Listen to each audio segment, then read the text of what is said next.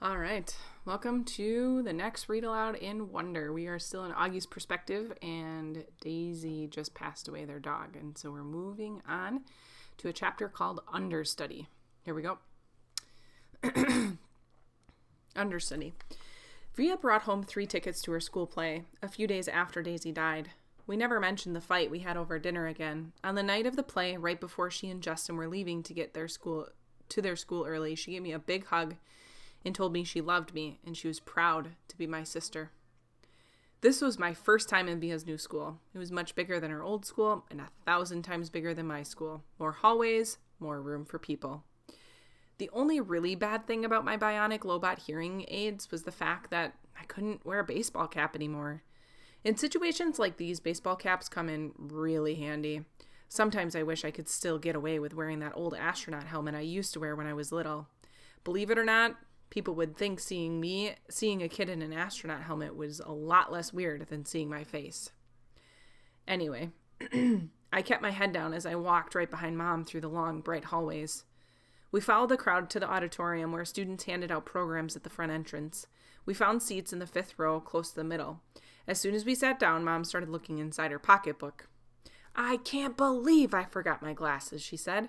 Dad shook his head. Mom was always forgetting her glasses or her keys or something other. She's flaky that way.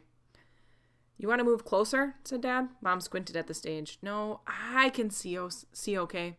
"Speak now or forever hold your peace," said Dad. "I'm fine," answered Mom. "Look, there's Justin," I said to Dad, pointing out Justin's picture in the program. "That's a nice picture of him," he answered, nodding. "How come there's no picture of Via?" I said. "She's an understudy," said Mom. "But look, here's her name." "Why do they call her an understudy?" I asked. "Wow, look at Miranda's picture," said Mom to Dad. "I don't think I would have recognized her." "Why do they call it an understudy?" I repeated. "It's what they call someone who replaces an actor if he can't perform for some reason," answered Mom. "Did you hear Martin's getting remarried?" Dad said to Mom. "Are you kidding me?" Mom answered, like she was surprised. "Who's Martin?" I asked. "Miranda's father," Mom answered. And then to Dad, "Who told you?" "I ran into Miranda's mother in the subway. She's not happy about it. He has a new baby on the way and everything." "Wow," said Mom, shaking her head. "What are you guys talking about?" I said. "Nothing," answered Dad. "But why do they call it an understudy?" I said. "I don't know, Auggie Doggie," Dad answered. "Maybe because the actors kind of study under main actors or something. I really don't know." I was going to say something else, but then the lights went down. The audience got very quiet very quickly. "Dad, can you please not call me Auggie Doggie anymore?" I whispered in Dad's ear. Dad smiled, nodded, and gave me a thumbs up. The play started, the curtain opened. The stage was completely empty except for Justin, who was sitting on an old rickety chair tuning his fiddle. He was wearing an old-fashioned type of suit and a straw hat. "This play is called Our Town," he said to the audience. "It was written by Thornton Wilder, produced and directed by Philip Davenport. The name of the town is Grover's Corners, New Hampshire, just across the Massachusetts line. Latitude 42 degrees, 40 minutes. Longitude 70 degrees, 37 minutes. The first act shows a day in our town. The day is May 7th, 1901. The time is just before dawn." I knew right then and there I was going to like the play. It wasn't like the other school plays I've been to, like The Wizard of Oz or Cloudy with a Chance of Meatballs.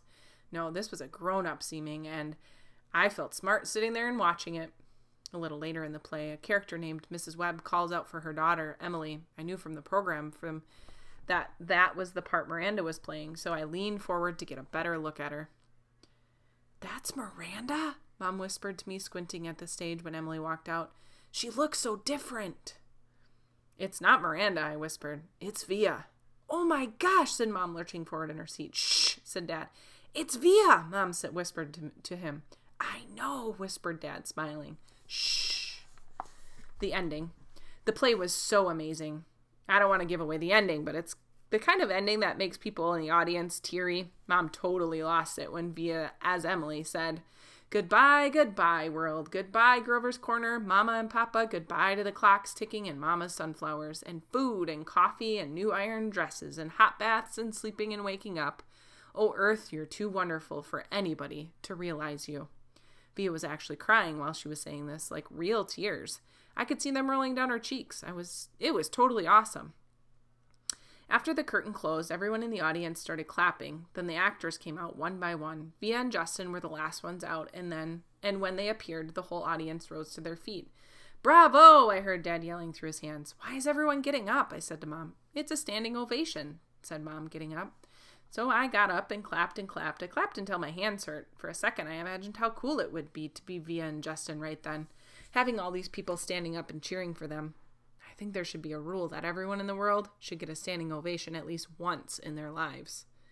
Finally, after I don't know how many minutes, the line of actors on stage stepped back and the curtain closed in front of them. The clapping stopped and the lights went up and the audience started getting up to leave.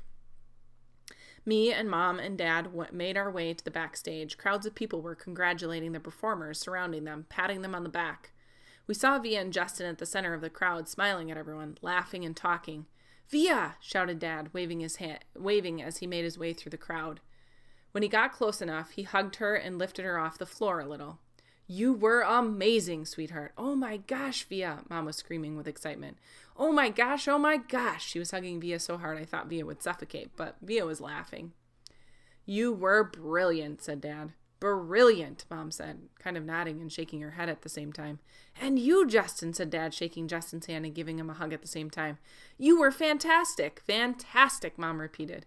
She was honestly so emotional she could barely talk. "What a shock to see you up there, Via," said Dad. "Mom didn't even recognize you at first," I said. "I didn't recognize you," said Mom, her hand over her mouth. "Miranda got sick right before the show started," said Via, all out of breath. "There wasn't even time to make an announcement." I have to say, she looked kind of strange because she was wearing all this makeup and I'd never seen her like this before. "And you just stepped right in there and at the last minute," said Dad. "Wow!" "She was amazing, wasn't she?" said Justin, his arms around Via. "There wasn't a dry eye in the house," said Dad. "Is Miranda okay?" I said, but no one heard me. At that moment, a man, who I think was her teacher, Via's teacher, came over to Justin and Via, clapping his hands. "Bravo, bravo, Olivia and Justin." He kissed Via on both cheeks. "I flubbed a couple of lines," said Via, shaking her head. "But you got through it," said the man, smiling ear to ear. "Mr. Davenport, these are my parents," said Via. "You must be so proud of your girl," he said, shaking their hands with both of his hands. "We are. And this is my little brother, August," said Via. He looked like he was about to say something, but suddenly froze when he looked at me. "Mr. D," said Justin, pulling him by the arm, "come meet my mom." Via was about to say something to me, but then someone else came over and started talking to her, and before I knew it, I was kind of alone in the crowd. I mean, I knew where Mom and Dad were, but there were so many people around, all around us, and people kept bumping into me and spinning me around a bit, giving me the 1-2 look, which made me feel kind of bad.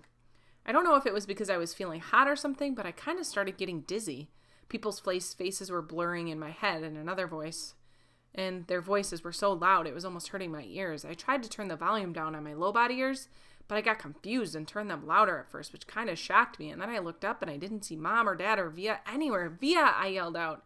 Started pushing through the crowd to find Mom. "Mom!" I really couldn't see anything but people's stomachs and ties all around me. "Mom!" Suddenly, someone picked me up from behind. "Well, look who's here," said a familiar voice, hugging me tight. I thought it was Via at first, but then I turned around. I was completely surprised. "Hey, Major Tom," she said. "Miranda," I answered, and I gave her the tightest hug I could give. And I'm going to stop there. But part 7 is up next, and it is Miranda's perspective. So we get a little bit of an idea of what she's thinking when she goes through everything with Via and their friendship. So tune in next time.